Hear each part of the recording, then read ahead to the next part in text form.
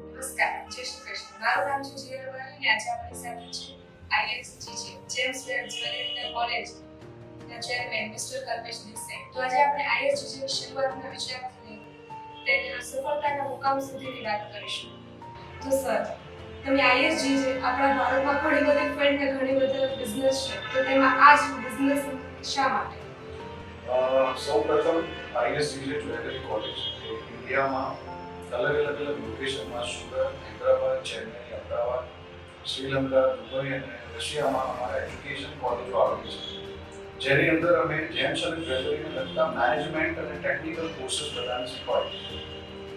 અમે 2012થી જ્યારથી આ સંસ્થાઓની શરૂઆત થઈ ત્યારથી સર્ટિફિકેટ જેમની જે રિક્વાયરમેન્ટ હોય 12th પાસ વિદ્યાર્થીને જેના ફિલ્ડમાં કરિયર બનાવવું છે તો એ લોકો ડિપ્લોમામાં આવે, ડિગ્રીમાં આવે 3 વર્ષથી લઈને 12મા પછી 5 વર્ષ સુધીના BBA, MBA સુધીના જ્વેલરી જેમ્સ અને મેનેજમેન્ટના કોર્सेस અમે લોકો અહીંયા શીખવાડીએ છીએ.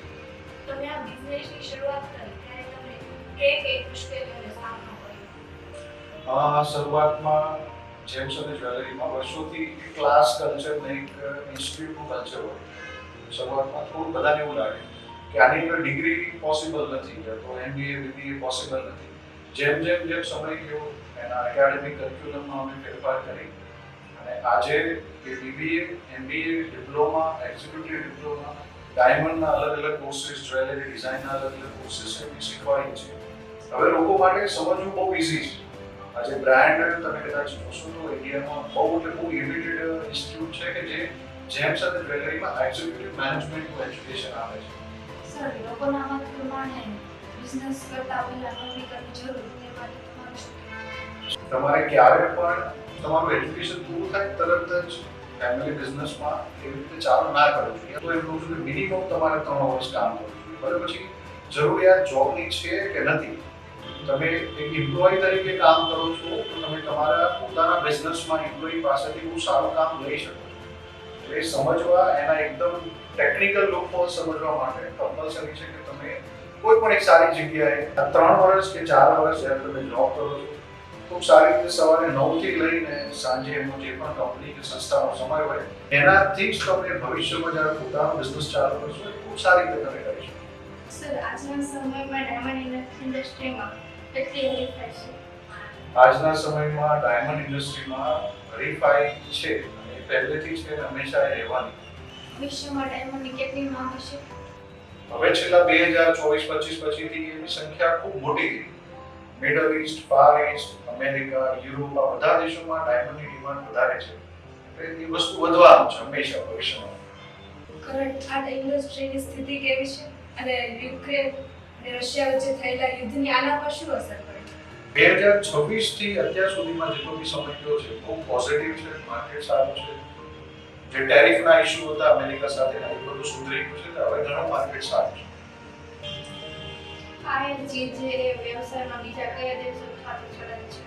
અમે લોકો એજ્યુકેશન પ્રોવાઈડર્સ છીએ એટલે વ્યવસાયમાં એકેડેમિક ઇન્સ્ટિટ્યૂટ છે ISGG.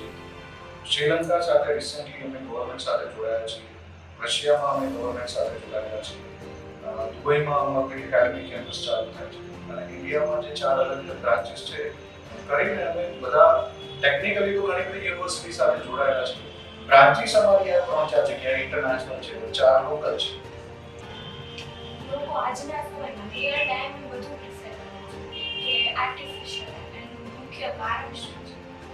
આજના સમયમાં રિયલ ડાયમંડ, નેચરલ ડાયમંડની પણ ડિમાન્ડ છે બટ થોડાક સમયથી થોડી ઓછી થઈ છે.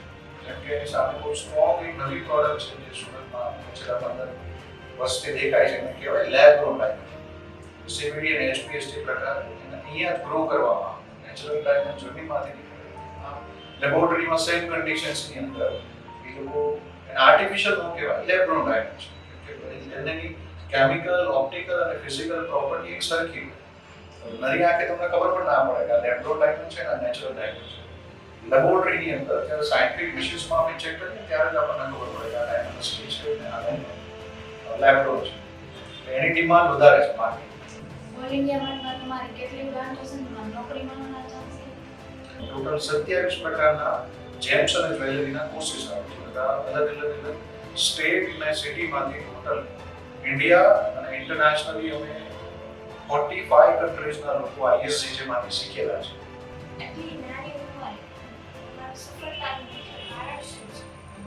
મેં સ્ટાર્ટ કરેલું 2012માં છે, ખાલી 28 વર્ષનો એટલે સારા એવા અનુભવ અને એક્સપિરિયન્સ લીધા પછી મેં નક્કી કર્યું કે સુરત ડાયમંડ સિટી છે તો આપણે આ સિટીની અંદર એક વર્લ્ડ ક્લાસ ફેસિલિટી વાળી ઇન્ટરનેશનલ એકેડમી અને કોલેજ ચાલુ કરીશું, જે આજે મેં 28,000 સ્ટુડન્ટ્સ આ કોલેજમાંથી પાસ થયા છે.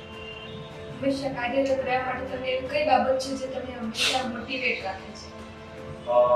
તમારે ઘણીવાર પોતે જાતે મોટિવેટ થવું પડે.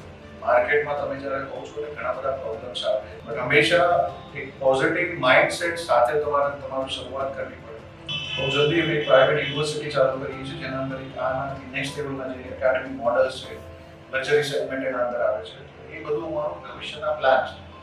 મોટિવેટ થવા માટે તમારે બહુ સારું સ્ટ્રોંગ વિઝન અને મિશન ક્રિએટ કરવું પડે, જેથી કરીને તમને સવારથી લઈને સાંજ સુધીનો સમય તમે બહુ સારી રીતે કાઢી શકો.